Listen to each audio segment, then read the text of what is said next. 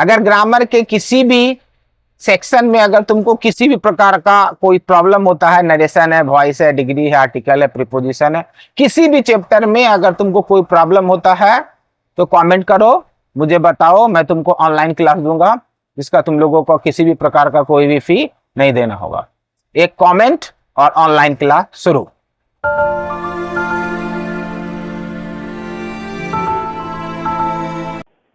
आज इस वीडियो में हम लोग एक्सरसाइज 58 का बनाना सीखेंगे।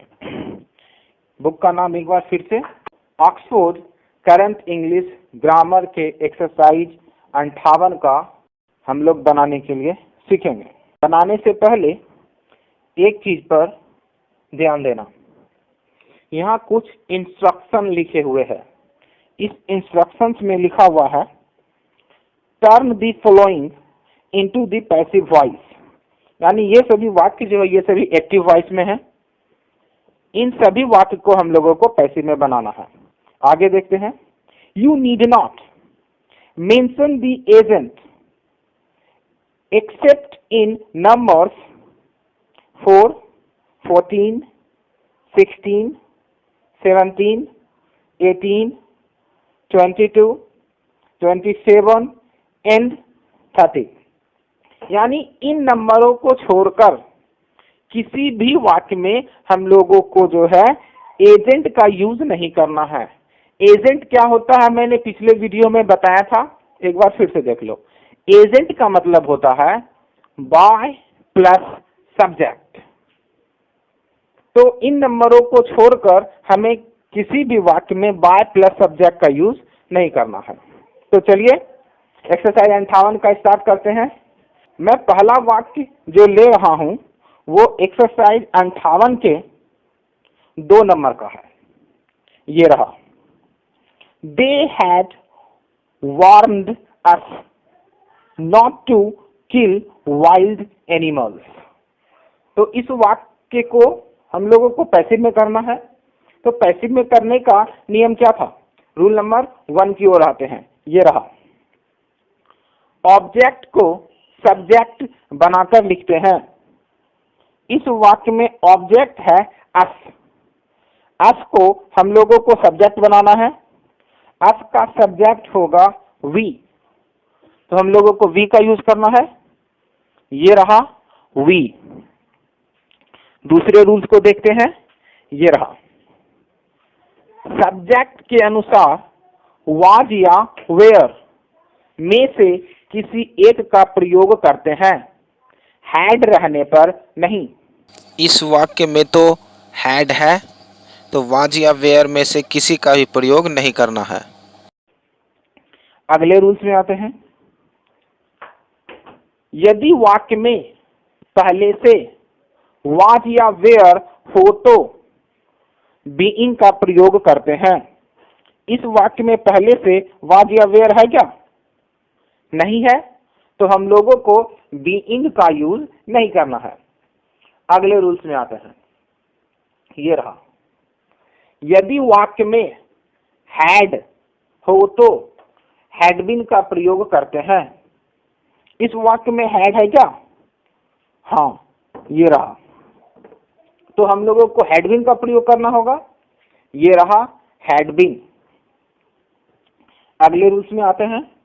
ये रहा, फिर वर्ब के तीसरे रूप का प्रयोग करते हैं। इस वाक्य में वर्ब है वार्न्ड।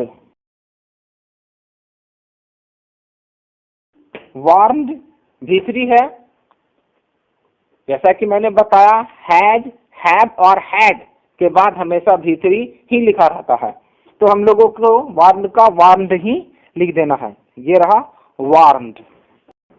अगले रूल्स में आते हैं। फिर बाय का प्रयोग करते हैं। ये रहा बाय। अगले रूल्स में आते हैं। सब्जेक्ट को ऑब्जेक्ट बनाकर लिखते हैं। इस वाक्य में सब्जेक्ट है दे।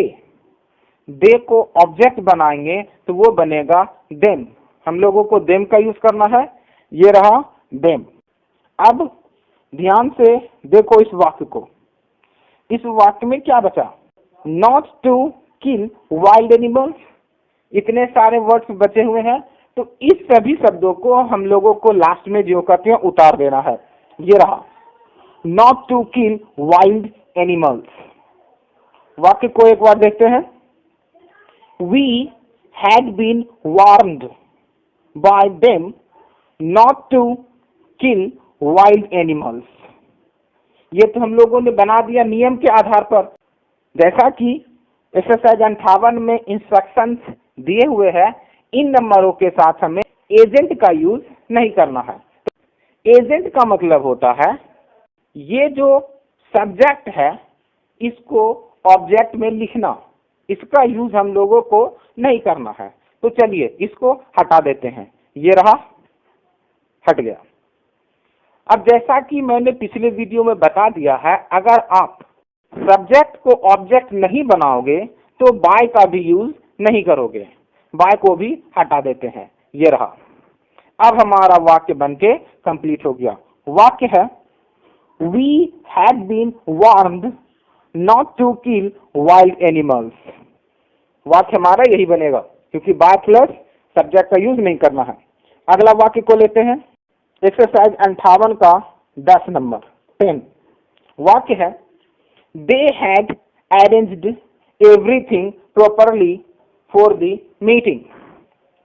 अब इस वाक्य में सबसे पहले ऑब्जेक्ट को ढूंढो। ऑब्जेक्ट क्या है? इस वाक्य में वर्ब है अरेंज्ड। तो जैसा हम लोग जानते हैं वर्ब के बाद ही ऑब्जेक्ट आता है, क्योंकि इंग्लिश वाक्य का स्ट्रक्चर होता है subject plus verb plus object, यानी वर्ब के बाद ऑब्जेक्ट को आना है। तो इस वाक्य में वर्ब है अरेंज्ड, तो अरेंज्ड के बाद आया है एवरीथिंग। यही जो है हमारा ऑब्जेक्ट है, इसी को पहले लिखना है। ये रहा रूल नंबर 1।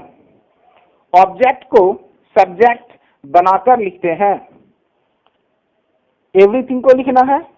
ये रहा एवरीथिंग। रूल नंबर 2 में आते हैं। सब्जेक्ट के अनुसार वाज या वेयर में से किसी एक का प्रयोग करते हैं, हैड रहने पर नहीं। इस वाक्य में तो हैड है, तो हम लोगों को वाज या वेयर का यूज नहीं करना है। अगले रूल्स में आते हैं। ये रहा, यदि वाक्य में पहले से वाज या वेयर हो तो बीइंग का प्रयोग करते हैं। इस वाक्य में वाज या वेयर है क्या? नहीं है, तो बीइंग का प्रयोग नहीं करेंगे। अगले रूल्स में आते हैं। यदि वाक्य में हैड हो तो हैड बीन का प्रयोग करते हैं। इस वाक्य में हैड है क्या? हाँ, ये रहा, तो हम लोगों को हैड बीन का यूज करना है। ये रहा हैड बीन। अगले रूल्स में आते हैं। फिर वर्ब के तीसरे रूप का प्रयोग करते हैं। इस वाक्य में वर्ब है अरेंज्ड, जो कि पहले से ही भीतरी है, क्योंकि ये हेड के साथ आया है। तो हम लोगों को अरेंज्ड का यूज करना है। ये रहा अरेंज्ड। अब क्या करेंगे? अगले रूल्स में जाएंगे। अगला रूल्स क्या है? फिर बाय का प्रयोग करते हैं। जैसा कि हम लोगों ने इंस्ट्रक्शंस में पढ़ा है कि इन नंबरों को छोड़कर हमें किसी भी वाक्य में बाय प्लस सब्जेक्ट यानी एजेंट का यूज नहीं करना है, तो हम लोग बाय का यूज नहीं करेंगे। आगे बढ़ते हैं। अगला रूल, सब्जेक्ट को ऑब्जेक्ट बनाकर लिखते हैं। सब्जेक्ट भी नहीं लिखना है, क्योंकि ये नियम में पहले ही बता दिया गया है। तो चलिए, अब हमारे इस वाक्य में बचा क्या? प्रॉपरली फॉर द मीटिंग, इसको उतार देंगे। Properly for the meeting. हमारा वाक्य बना everything had been arranged properly for the meeting. एक चीज यहाँ पे ध्यान देना है, ये थोड़ी बारीकी का चीज है, इस पर हम लोग बातचीत करेंगे बाद में, जब आप वॉइस बनाने के लिए जान जाओगे तब। प्रॉपरली को हम लोगों को पहले लिखना होगा। एक बार फिर से, प्रॉपरली को हम लोगों को पहले लिखना होगा। कहाँ पे लिखेंगे? प्रॉपरली को हम लोग वर्ब के पहले लिखेंगे, यहाँ पे कुछ इस तरीके से। हमारा वाक्य बनेगा everything had been properly arranged for the meeting. अब हमारा वाक्य सही है। ऐसा क्यों हुआ, इस चीज का जिक्र हम लोग फिर कभी करेंगे, अभी नहीं, क्योंकि ये थोड़ा बारीक चीज है, सूक्ष्म चीज है। चलिए समय ना गवाते हुए अगले वाक्य में आते हैं। अगला वाक्य जो है वो एक्सरसाइज 58 के 16 नंबर का है। ये रहा, the same boy abused me that day। तो चलिए इसको बनाते हैं। रूल नंबर 1, ऑब्जेक्ट को सब्जेक्ट बनाकर लिखते हैं। इस वाक्य में ऑब्जेक्ट है मी, तो मी को अगर हम लोग सब्जेक्ट बनाएंगे तो वो बनेगा आई। ये रहा आई। रूल नंबर 2 में आते हैं। सब्जेक्ट के अनुसार वाज या वेयर में से किसी एक का प्रयोग करते हैं। इस वाक्य में सब्जेक्ट है आई, आई के अनुसार वाज का यूज करेंगे। ये रहा वाज। अगले रूल्स में आते हैं। ये रहा, अगर वाक्य में पहले से वाज या वेयर हो तो बीइंग का प्रयोग करते हैं। इस वाक्य में वाज या वेयर है क्या? नहीं है, तो बीइंग का प्रयोग नहीं करेंगे। अगले रूल्स में आते हैं। ये रहा, यदि वाक्य में हैड हो तो हैड बीन का प्रयोग करते हैं। इस वाक्य में हैड है क्या? नहीं है, तो हैड बीन का प्रयोग नहीं करेंगे। चलिए अगले रूल्स में आते हैं। ये रहा, फिर वर्ब के तीसरे रूप का प्रयोग करते हैं। इस वाक्य में वर्ब है एब्यूज्ड। एब्यूज्ड V2 में है और इसका V3 एब्यूज्ड ही होता है, तो हम लोगों को एब्यूज्ड लिख देना है। ये रहा एब्यूज्ड। अगले रूल्स में आते हैं। फिर बाय का प्रयोग करते हैं। ये रहा बाय। अगले रूल्स में आते हैं। सब्जेक्ट को ऑब्जेक्ट बनाकर लिखते हैं।